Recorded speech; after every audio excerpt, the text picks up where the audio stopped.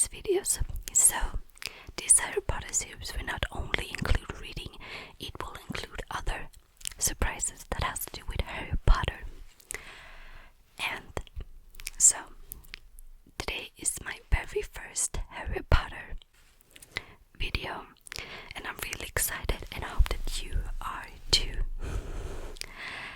And so yeah, and of course, so in today's video we will start with the first Harry Potter book together. I hope that you are excited. And as you can see, it's me, Harry Potter, Harry Potter, Harry Potter, that will be reading you the Harry Potter series, among other surprises.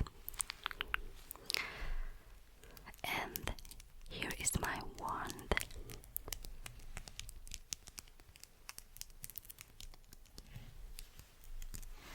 If you want to look at it, it is really beautiful. Beautiful, beautiful wand. A wizard's wand. A wizard's wand. A wizard's wand.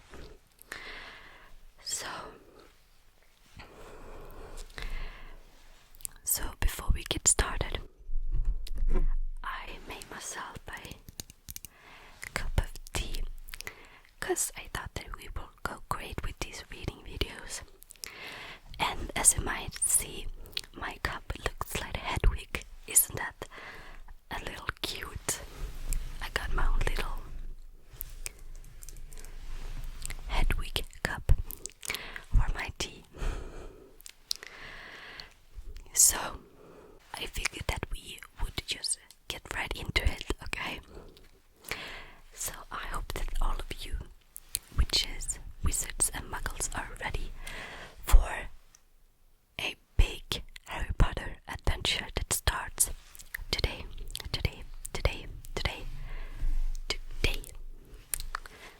Okay, so I have the book right here. I just love tapping. The sound of tapping on books, it sounds just heavenly.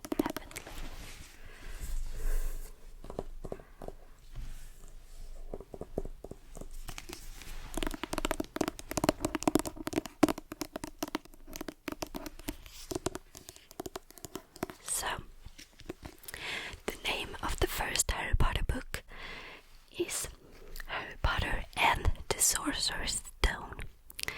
Now, I know that the original title for this book is the Philosopher's Stone, but I have the American version, so it will be called the Sorcerer's Stone instead.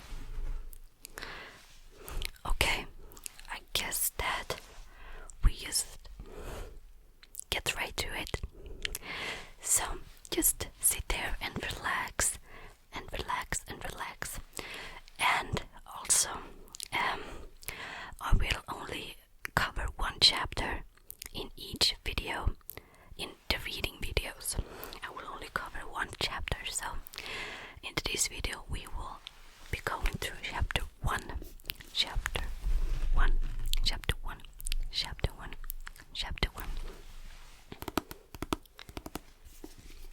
And of course, these books are written by J.K. Rowling. Okay.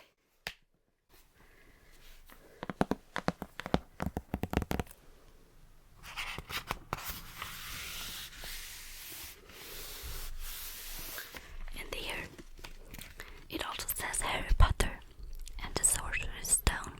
Harry Potter and the Sorcerer's Stone.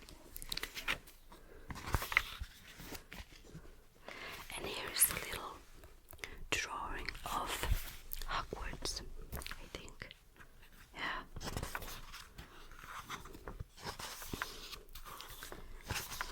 Okay. So here we have chapter 1. And chapter 1 is called The Boy Who Lived.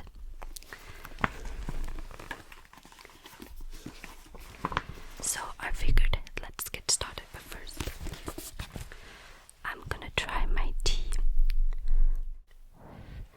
It's still very hot.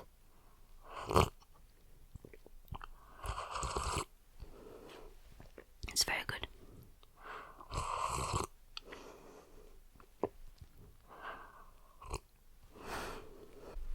Chapter 1. The Boy Who Lived. Mr. and Mrs. Dursley of number 4 Privet Drive were proud to say that they were perfectly normal. Thank you very much. They were the last people you'd expect to be involved in anything strange or mysterious, because they just didn't hold with such nonsense. Mr. Dursley was the director of a firm called Grunnings, which made drills. He was a big, beefy man with hardly any neck, although he did have a very large mustache. Mrs. Dursley was thin and blonde and had nearly twice the usual amount of neck, which came in very useful as she spent so much of her time running over garden fences, spying on the neighbors. The Dursleys had a small son called Dudley, and in their opinion, there was no finer boy anywhere. The Dursleys had everything they wanted, but they also had a secret, and their greatest fear was that somebody would discover it.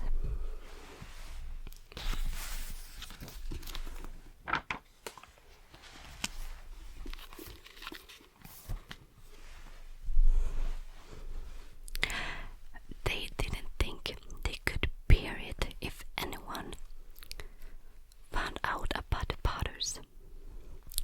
Mrs. Potter was Mrs. Dursley's sister, but they hadn't met for several years. In fact, Mrs. Dursley pretended she didn't have a sister, because her sister and her good-for-nothing husband were as undursley as it was possible to be. The Dursleys shuddered to think what the neighbors would say if the Potters arrived in the street. The Dursleys knew that the Potters had a small son too, but they had never even seen him. This boy was another good reason for keeping the Potters away. They didn't want Dudley mixing with a child like that. When Mr. and Mrs. Dursley woke up on the dull, grey Tuesday, our story starts. There was nothing about the cloudy sky outside to suggest that strange and mysterious things would soon to be happening all over the country. Mr. Dursley hummed as he picked out his most boring type of work, and Mrs. Dursley gossiped away happily as he wrestled a screaming Dudley into his high chair. None of them noticed a large tawny owl flutter past the window. At 8:30, Mr. Dursley picked up his briefcase, pecked Mrs. Dursley on the cheek, and tried to kiss Dudley goodbye, but missed, because Dudley was now having a tantrum and throwing his cereal at the walls. "Little tyke!" shouted Mr. Dursley as he left the house. He got into his car and backed out of number 4's drive. It was on the corner of the street that he noticed the first sign of something peculiar: a cat reading a map. For a second, Mr. Dursley didn't realize what he had seen. Then he jerked his head around to look again, there was a tabby cat standing on the corner.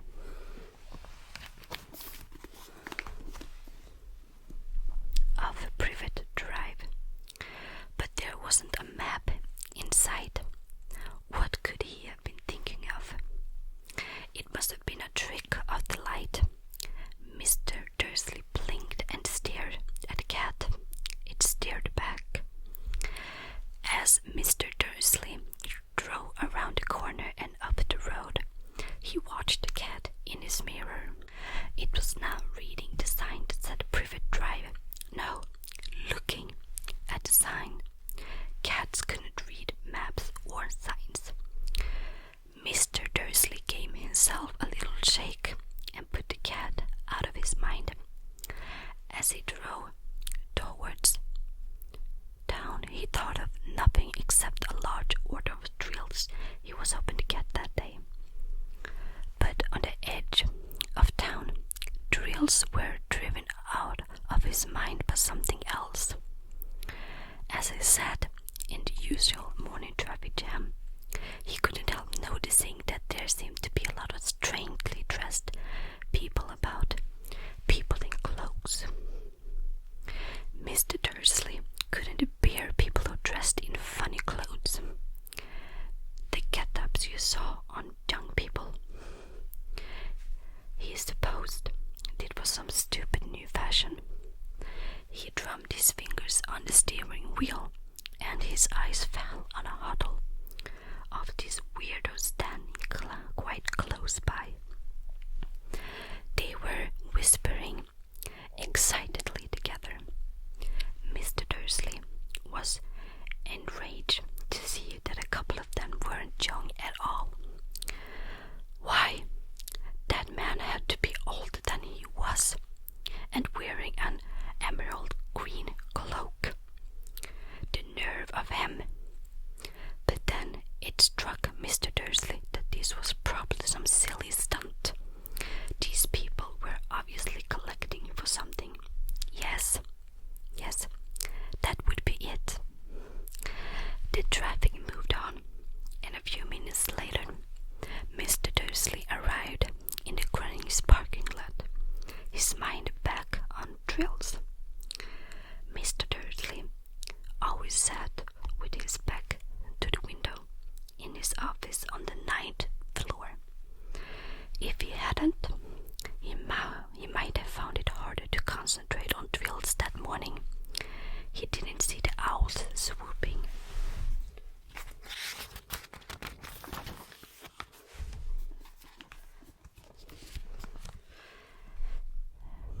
Swooping past in the broad daylight, though people down in the street did. They pointed and gazed open-mouthed as owl after owl sped overhead. Most of them had never seen an owl even at nighttime. Mr. Dursley, however, had a perfectly normal owl-free morning. He yelled at 5 different people. He made several important telephone calls and shouted a bit more. He was in a very good mood until lunchtime, when he thought he'd stretched his legs and walk across the road to buy himself a bun from the bakery. He'd forgotten all about the people in cloaks until he passed a group of them next to the baker's. He eyed them angrily as he passed. He didn't know why, but they made him uneasy. This bunch were whispering excitedly too, and he couldn't see a single collecting thin. It was on his way back past them, clutching a large donut in a bag, that he caught a few words of what they were saying. The Potters, that's right, that's what I heard. Yes, their son, Harry. Mr. Dursley stopped dead. Fear flooded him. He looked back at the whispers as if he wanted to say something to them, but thought better of it. He dashed back across the road, hurried up to his office, snapped at his secretary not to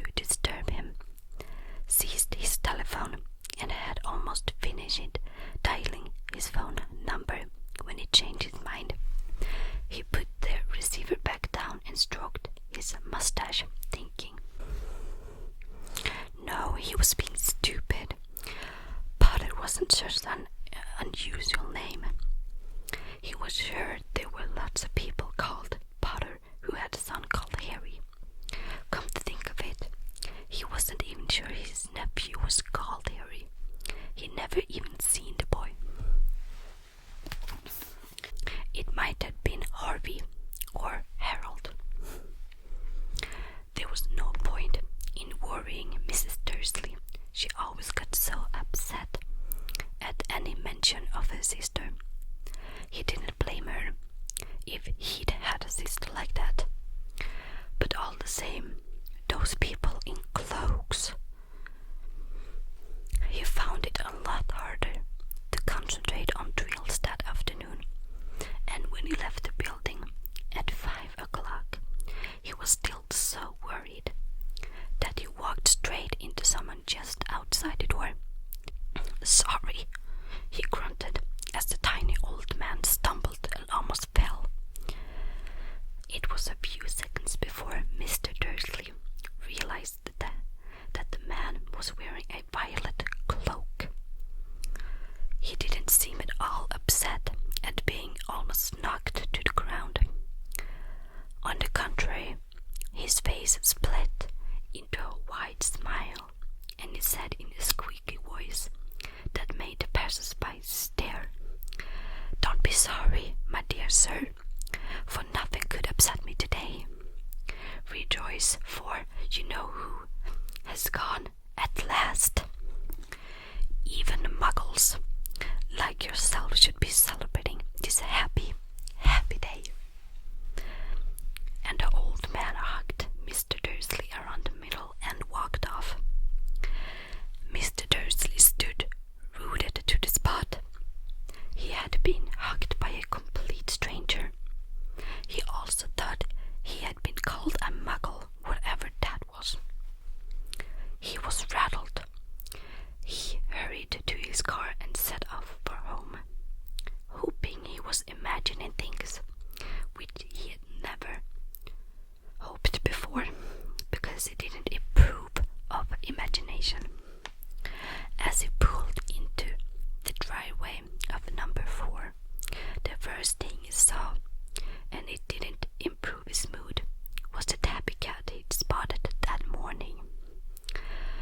It was now sitting on his garden wall. He was sure it was the same one. It had the same markings around its eyes. "Shoo, shoo," said Mr. Dursley loudly.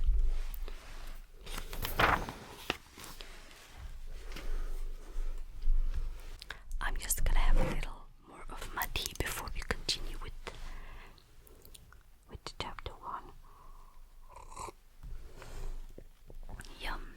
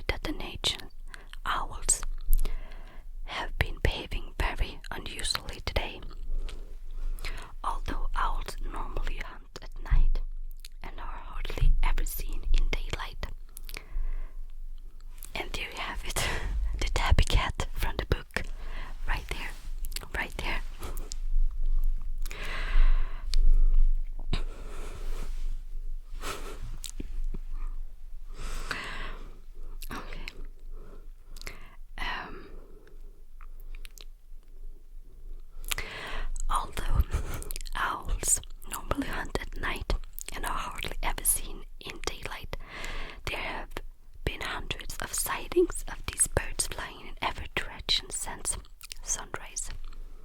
Experts are unable to explain why the owls have suddenly changed their sleeping pattern. The newscaster allowed himself a grin. Most mysterious. And now, over to Jim McGuffin with the weather. Going to be any more showers of owls tonight, Jim? Well, Ted, said the weatherman. I don't know about that, but it's not only the owls that have been acting oddly today. Viewers as far apart as Kent, Yorkshire, and Dundee had been phoning in to tell me that instead of the rain I promised yesterday, they had a downpour of shooting stars. Perhaps people have been celebrating bonfire night early. It's not until next week, folks, but I can promise a wet night tonight. Mr. Dursley sat frozen in his armchair. Shooting stars all over Britain, owls flying by daylight, mysterious people in cloaks all over the place, and a whisper about the Potters. Mrs. Dursley came into the living room, carrying 2 cups of tea. It was no good. He'd have to say something to her. He cleared his throat nervously. Petunia, dear, you haven't heard from your sister lately, have you? And also, cutting off right here, I think this quite funny because my little kitten, her name is Petunia too, just like in the books, and she's kind of tabby color too, just like the tabby cat in the books. So I don't know, I think it's quite funny. Oh, she tried to bite my headphones. Oh, no. Sorry, guys. Sorry.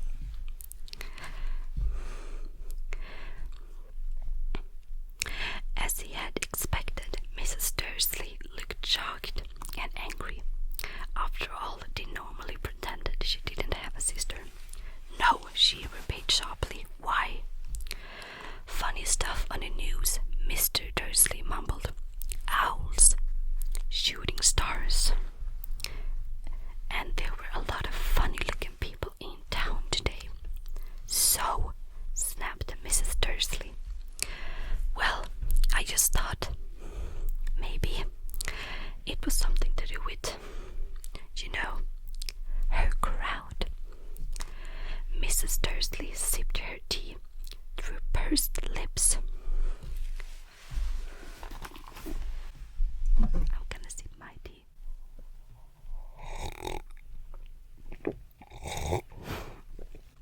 Like in the book.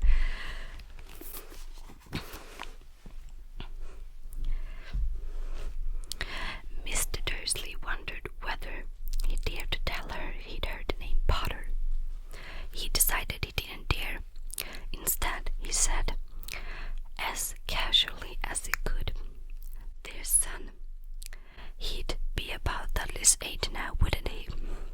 "I suppose so," said Mrs. Dursley stiffly. "What's his name again? Howard, isn't it?" "Harry. Nasty common name, if you ask me." "Oh, yes," said Mr. Dursley, his heart sinking horribly. "Yes, I quite agree." He didn't say any word on the subject as they went upstairs to bed. While Mrs. Dursley was in the bathroom, Mr. Dursley crept to the bedroom window and peered down into the front garden. The cat was still there. This cat. It was staring down Privet Drive as though it were waiting for something. Was he imagining things? Well, I wouldn't believe so because I can see the cat. Can you guys? Good. Oh.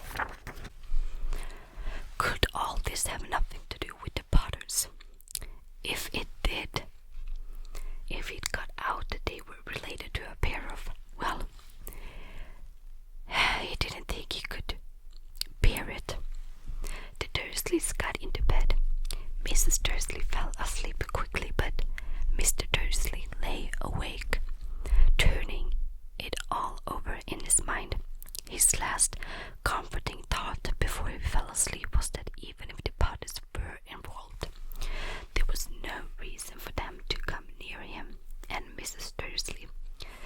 The Potters knew very well that he and Petunia thought about them and their kind. He couldn't see how he and Petunia could get mixed up in anything that might be going on. He yawned and turned over. It couldn't affect them. How very wrong he was.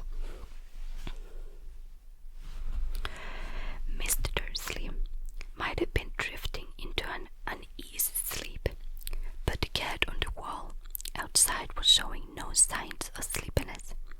It was sitting as still as a statue, its eyes fixed unblinkingly on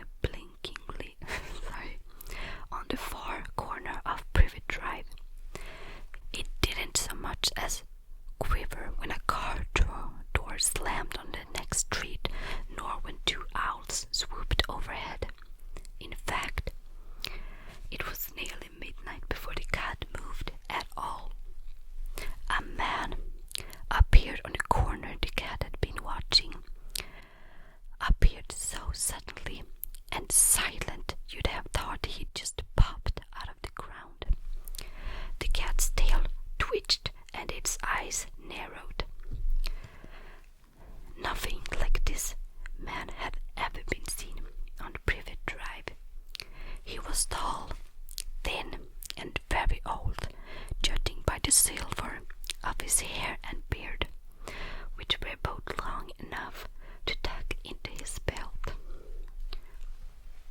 He was wearing long robes, a purple cloak that swept the ground, and high-heeled buckled boots. His blue eyes were light, bright and sparkling behind half-moon spectacles, and his nose was very long and crooked, as though it had been broken at least twice. This man's name was Albus Dumbledore.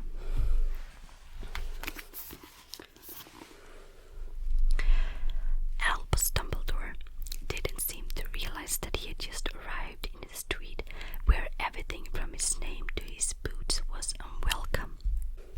He was busy rummaging in his cloak, looking for something, but he did seem to realize he was being watched, because he looked up suddenly at the cat, which was still staring at him from the other end of the street. For some reason, the sight of the cat seemed to amuse him. He chuckled and muttered, "I should have known." He found what he was looking for in his inside pocket. It seemed to be a silver cigarette lighter. He flicked it open, held it up in the air, and clicked it.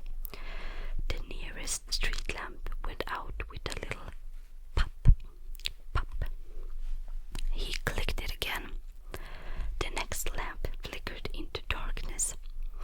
12 times he clicked the put outer until the only lights left of the whole street were two tiny pinpricks in the distance, which were the eyes of the cat watching him. If anyone looked out of the window now, even Betty-eyed Mrs. Dursley, they wouldn't be able to see anything that was happening down on the pavement. Dumbledore slipped the put outer back inside his cloak and set off down the street toward number 4, where he sat down on the wall next to the cat. He didn't look at it, but after a moment he spoke to it. "Fancy seeing you here, Professor McGonagall." He turned to smile at the tabby, but it had gone. Instead, he was smiling at a rather a severe-looking woman who was wearing square glasses, exactly the shape of the markings the cat had around its eyes. She, too, was wearing a cloak, an emerald cloak. Her black hair was drawn into a tight bun. She looked distinctly ruffled. "How did you know it was me?" she asked. "My dear Professor, I've never seen a cat sit so stiffly."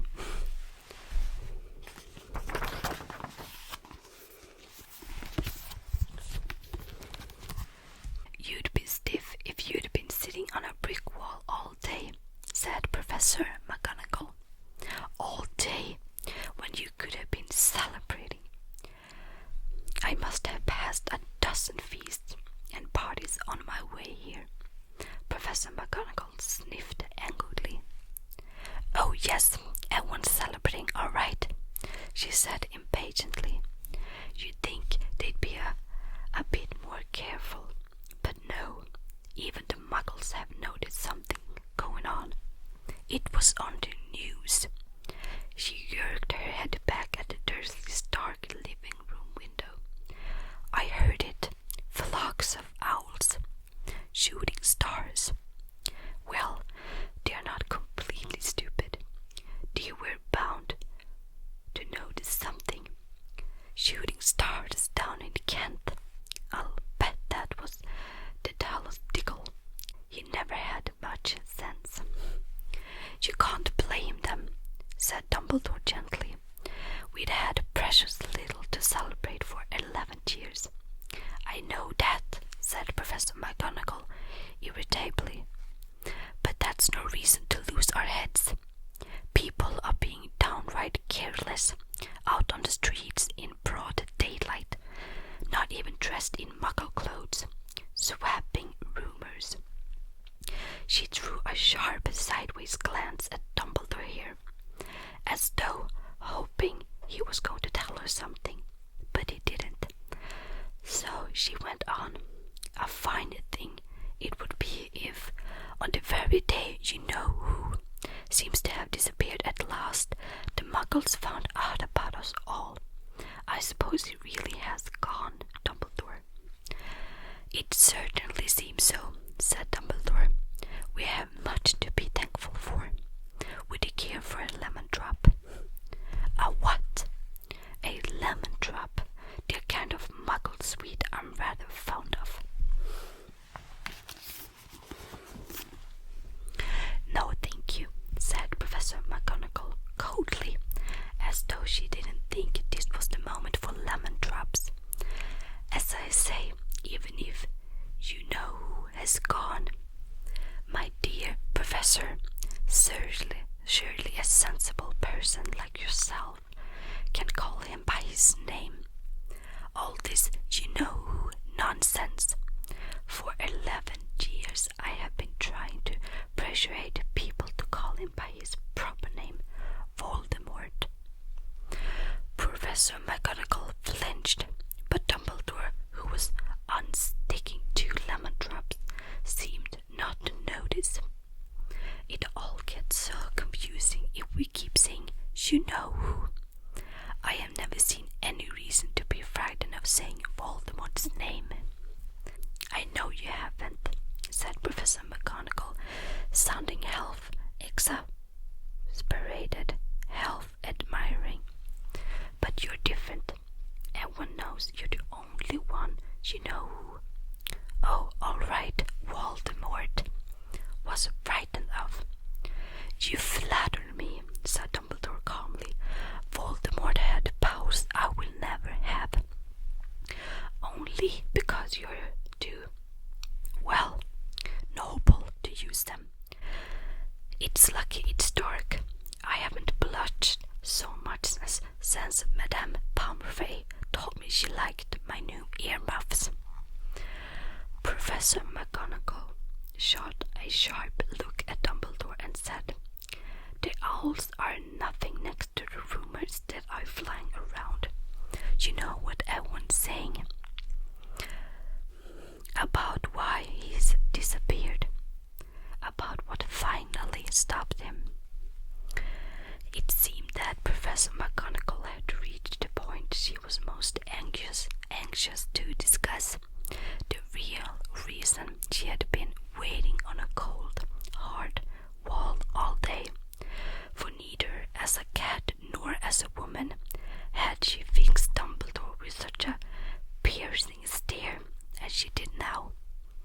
It was plain that whatever everyone was saying,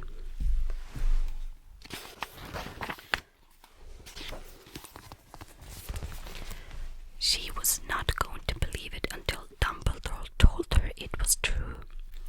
Dumbledore, however, was choosing another lemon drop and did not answer. What they're saying, she pressed on, is that last night Voldemort turned up in Godric's Hollow. He went to find the Potters. The rumor is that Lily and James Potter are that they're dead. Dumbledore bowed his head. Professor McGonagall gasped. Lily and James. I can't believe it. I didn't want to believe it.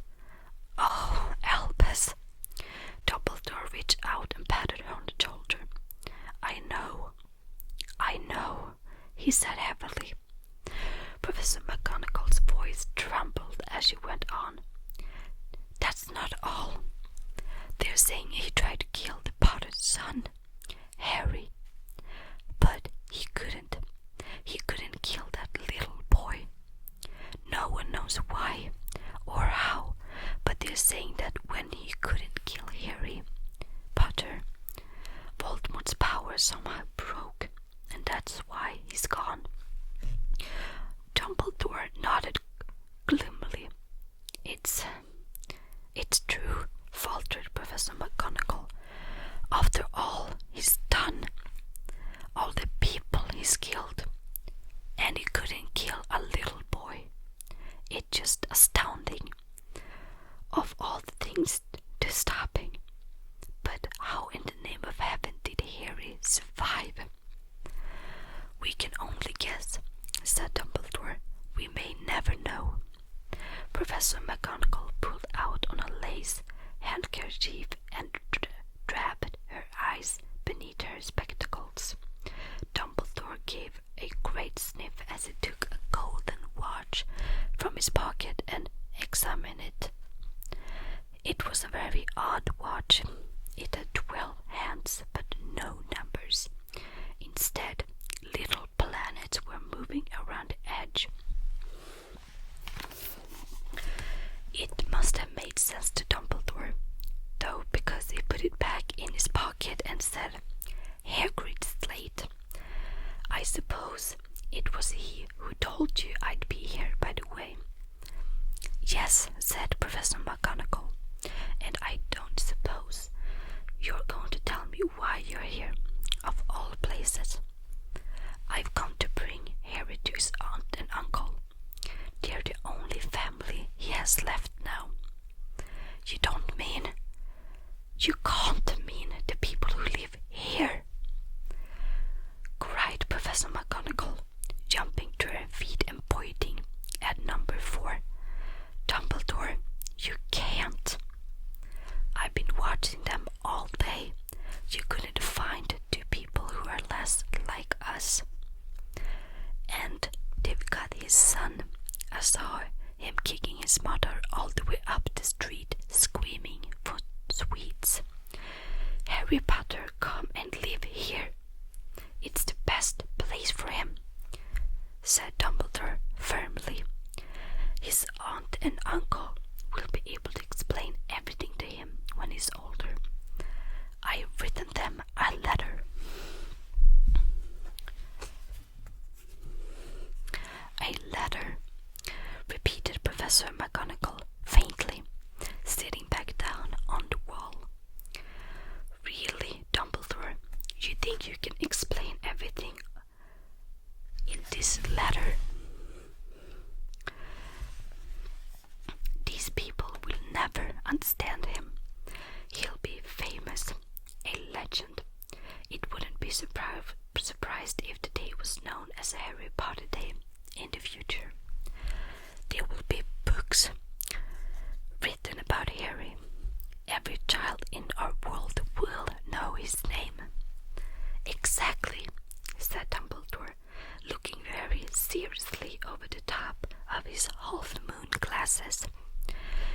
It would be enough to turn any boy's head. Famous before he can walk and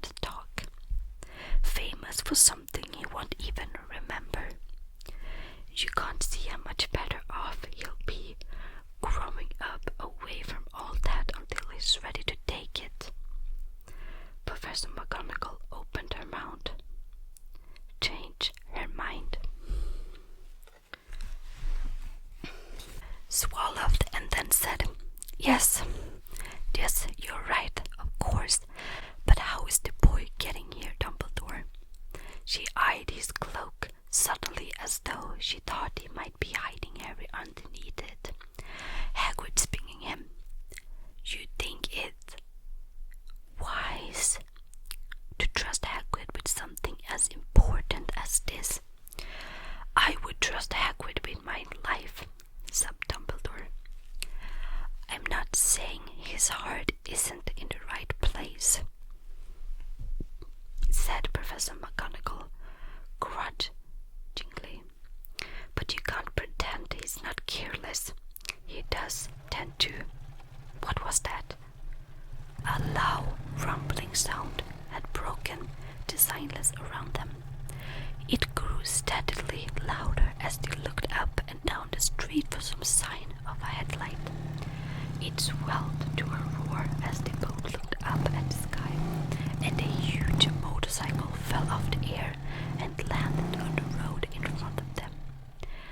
If the motorcycle was huge, it was nothing to the man sitting astride it.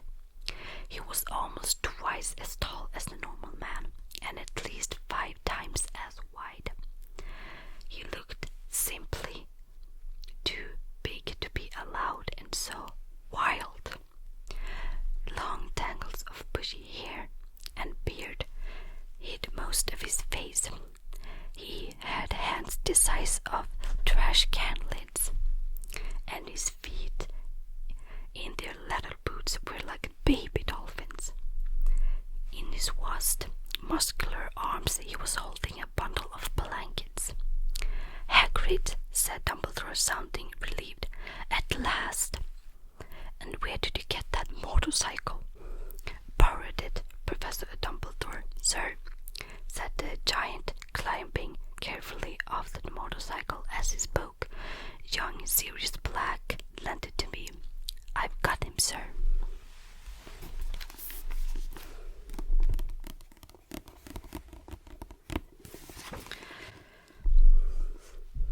No problems.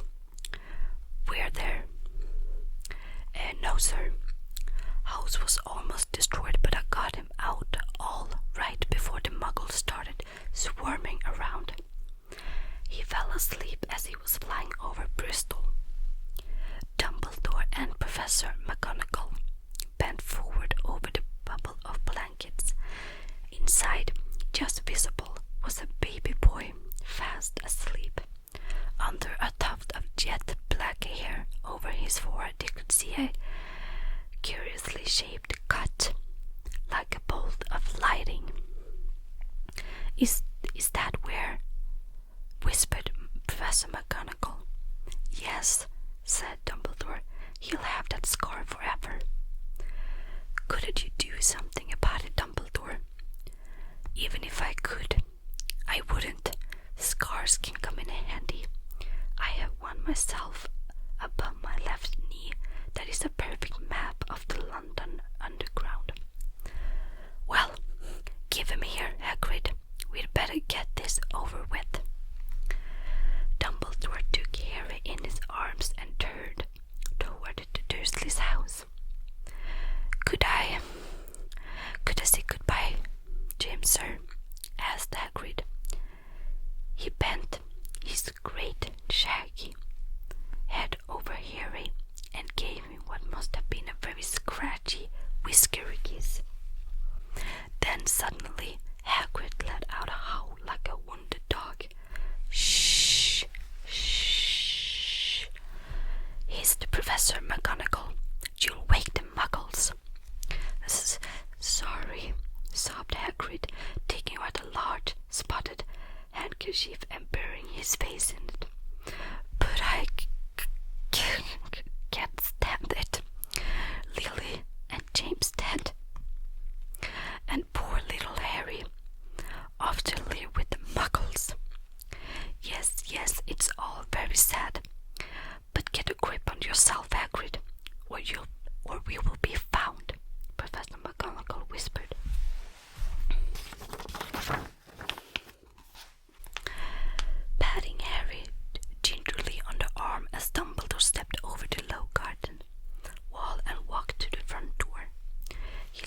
Harry gently on the doorstep, took a letter out of his cloak,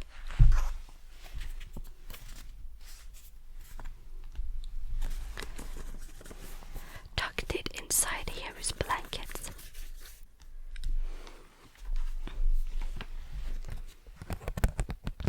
So here we got the letter that Albus Dumbledore left for Mr. and Mrs. Dursley.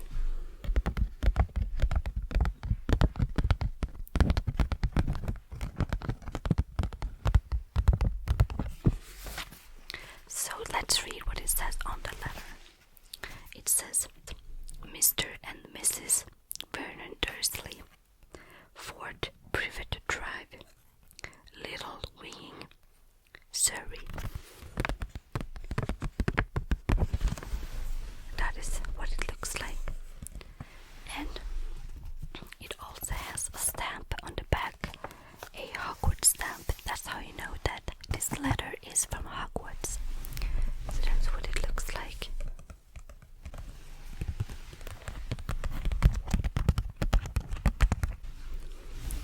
And it's also sealed with wax. And it is like hard. It's so beautiful. So that is the letter.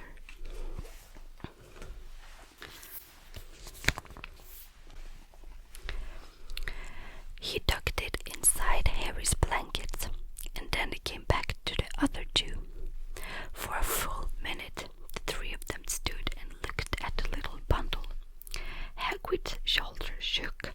Professor McGonagall blinked furiously, and the twinkling light that usually shone from Dumbledore's eyes seemed to have gone out.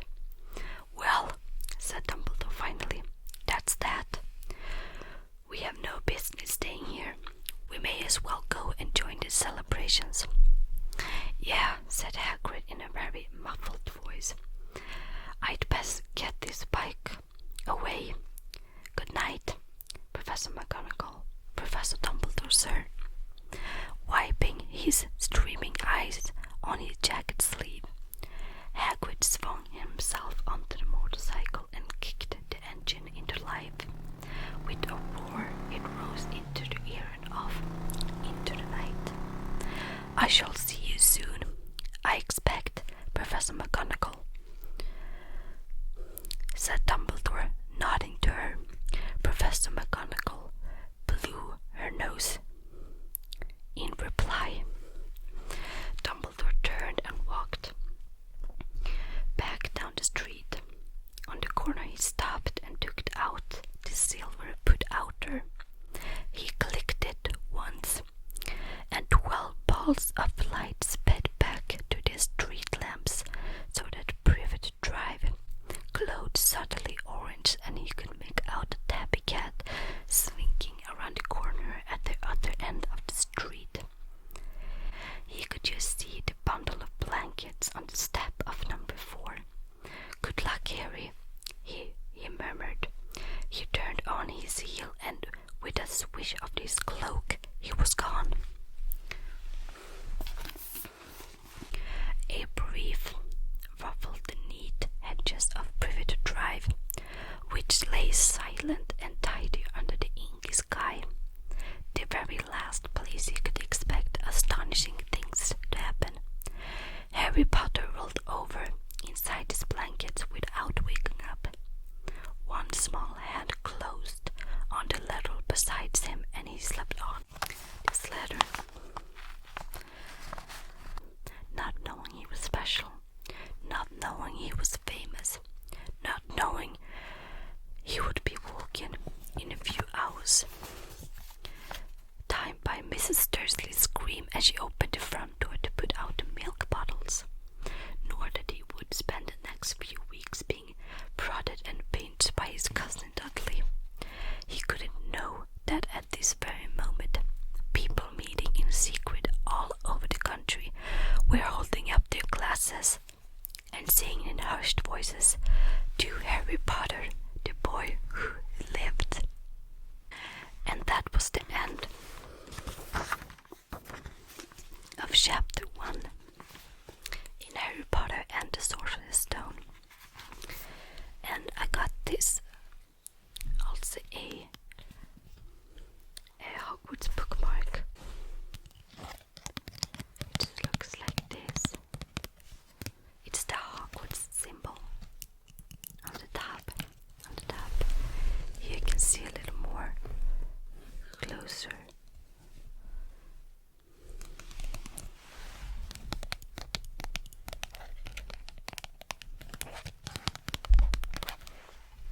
So